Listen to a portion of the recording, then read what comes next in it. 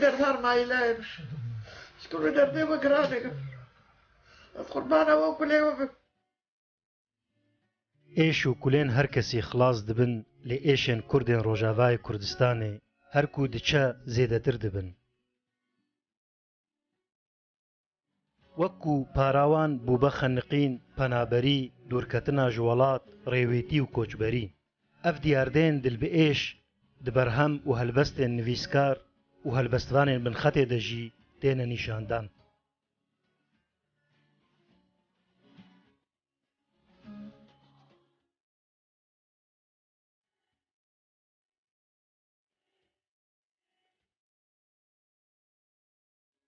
هەلبەستوانە کورد مزگین حەسکۆ کو حتا نەها دۆرا شەش پرتووکان بە کوردی بەلاف کریە لە هەمبەر vê ڕەوشا دژوار هەست و غەمگینیە خوا بە هەلبەستێکێتی نەزمێن.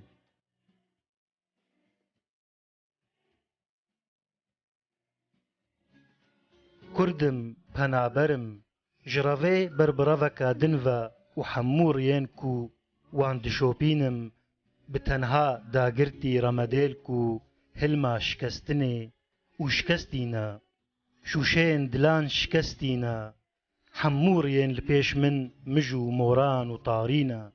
Kurdim nevîçirka êş û wêranê me li şûn xwe min welatek kelogirî hêlaya û diriyên biyan de li henaseyên welatekî digerim. Divan xaçeriyên asê de li hawîrdorê xwe dizîvirim û şikestin min dorpêş dike.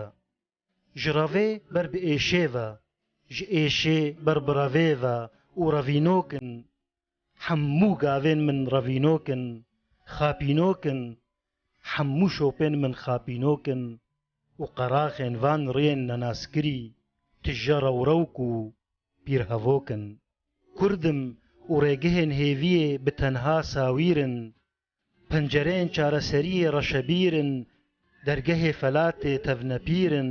Penaberim xwelpêlan dikim û pêlên van deryayan verêşa hinavê zordarê mîrin. Pêlek min radestî pêleka din dike Kurdim li mistek ax digerim.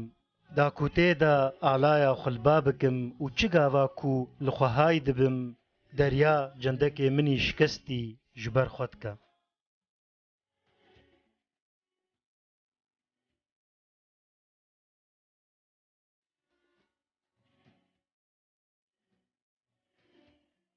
Her wiha helbestvan vejîna Kurd rêwîtî û koçberiyê dike bingeha helbesteka xwe û dibêje ey rêwîyo min ji te re buhara temenê xwe anî pê agirê evînê gur bike jîna rûreş têxe xewê û ji min re xewnan bişîne.